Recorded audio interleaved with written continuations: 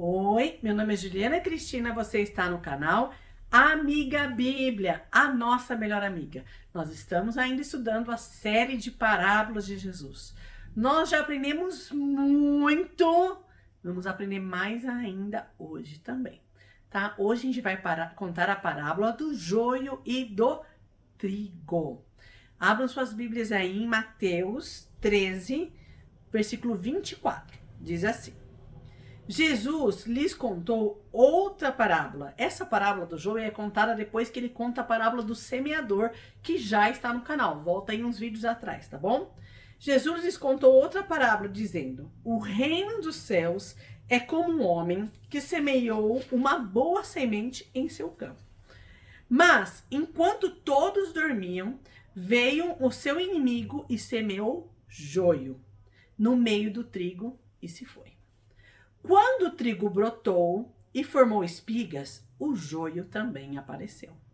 Os servos do dono do campo, dirigindo-se a ele, disseram: Senhor, você não semeou uma boa semente no seu campo? Então, de onde veio esse joio? Daí disse o Senhor: um inimigo fez isso. Os servos perguntaram: Senhor, quer que tiremos? O Senhor respondeu: Não. Porque se tirar o joio, vocês também poderão arrancar o trigo também. Deixe que cresçam juntos até a colheita. Juntem primeiro o joio e amarrem em feixes para ser queimado. Depois juntem o trigo e guardem-no em meu celeiro. Olha só, depois mais para baixo a gente vai ler que Jesus explica essa parábola. Algumas parábolas Jesus não explica com detalhes, mas essa é uma das parábolas que Jesus explica como uma parábola também do semeador. Vamos entender o contexto, porque Jesus ilustra as coisas físicas para ilustrar coisas espirituais. Ele disse que um dono de uma terra pegou boa semente, trigo, e plantou e jogou ali para nascer, né? Fez a plantação, né, da semente. Só que à noite veio o inimigo. O Senhor tinha jogado trigo. O inimigo jogou joio no meio. No começo, não parecia. Começou a crescer. Os servos desse Senhor, que era o dono da terra, perceberam: olha, além de crescer trigo, meu Senhor, tá crescendo joio também. Um absurdo isso. O Senhor não plantou semente boa? Só que o dono da terra, que é representado como o Senhor, a gente vai entender, ele fala: o inimigo veio e semeou. Daí os empregados falam assim: você não quer que a gente recolha, então, tira tudo o joio? O Senhor falou assim: não, porque às vezes, sem querer, se você for tirar o joio, você vai poder sem querer tirar o trigo também. Então, deixa do jeito que tá. Mas vai chegar uma hora, que é a hora da colheita, daí os dois vão ser separados. O trigo vai para o meu celeiro e o joio vai ser queimado. Estão entendendo? A gente já falou várias parábolas sobre isso. Já entende o que é isso aqui. E agora a gente vai ler a explicação e depois vai comentar, tá bom?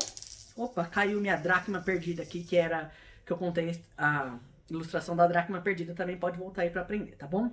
É versículo 30. Então, Mateus 13, 36 diz assim: então ele deixou a multidão e foi para casa.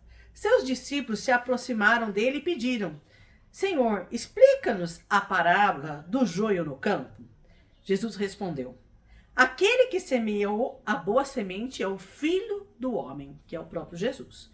O campo é o mundo. A boa semente são os filhos do reino, quer dizer, os filhos de Deus, cristãos verdadeiros, né? O joio são os filhos do maligno. E o inimigo que semeia é o diabo. A colheita é o fim desta era, e os encarregados da colheita são os anjos. Assim como o joio é colhido e queimado ao fogo, também acontecerá no fim desta era. O Filho do Homem enviará os seus anjos, e eles tirarão do seu reino tudo o que fez cair em pecado e todos os que praticam o mal. Eles os lançarão na fornalha ardente, onde haverá choro e ranger de dentes. Então os justos brilharão como o sol no reino do meu Pai. Aquele que tem ouvidos, ouça. Então o que Jesus explica aqui? Primeiro, aquele que semeia é o Filho de Deus, né? E o campo é o mundo. A boa semente são os filhos do reino de Deus, né? Que na verdade o trigo é significado como os filhos verdadeiros de Deus, né? O joio são os filhos do maligno. Só que eles vão crescer junto, né? E os inimigos semeia. Só que haverá um dia que haverá uma colheita. Ainda fala que é o fim dessa era. Você pode ler mais sobre isso. Eu acho que é Apocalipse 17, ali né, naquele meio ali que eu tô lendo o livro de Apocalipse, mas não lembro exatamente onde tá. Mas no livro de Apocalipse vai falar sobre essa colheita.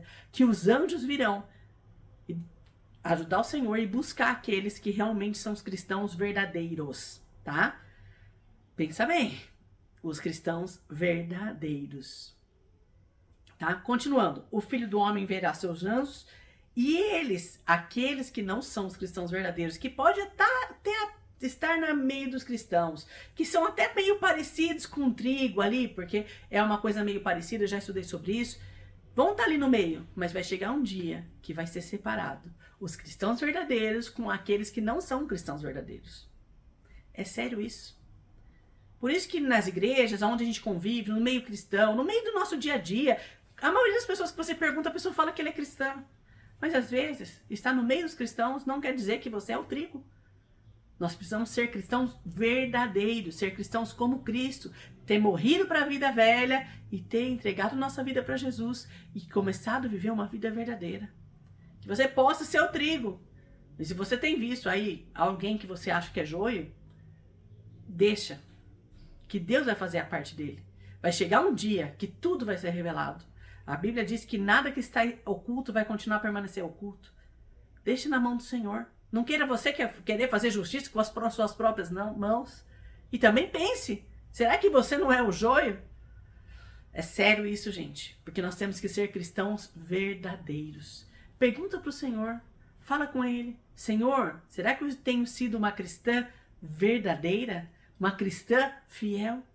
Se não, enquanto ainda não vier a colheita, de repente, as coisas podem mudar. Mas olha, deixa na mão do Senhor.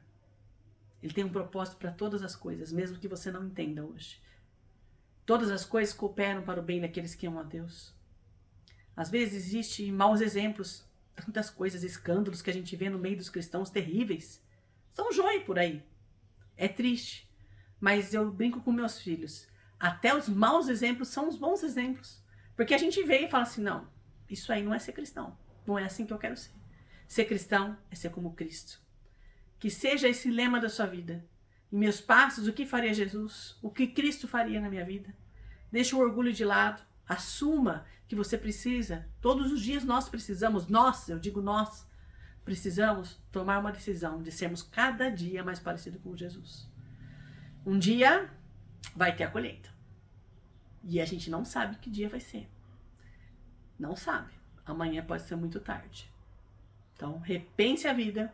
Tenha paciência. Porque Deus escolheu o dia. Não somos nós que vamos fazer a obra do nosso jeito, como os trabalhadores queriam fazer. Não, porque às vezes nós vamos ferir outras pessoas. E às vezes alguns trigos que vão ser ceifados junto com o joio. Não, Jesus orienta. Espera, vai chegar o dia, vai chegar a hora. E quem vai colher vai saber quem são o trigo e o joio. Vão separar. Uns vão para o meu celeiro, no reino de Deus, entrarão no céu, e outros vão ser queimados no lago de fogo e enxofre, onde há tormento eterno também. Pesado, hein? Jesus nos ajuda, nos capacita e nos dê sabedoria, né? Grande abraço bem apertado para você, ó. Bem cheiroso, e até o próximo vídeo.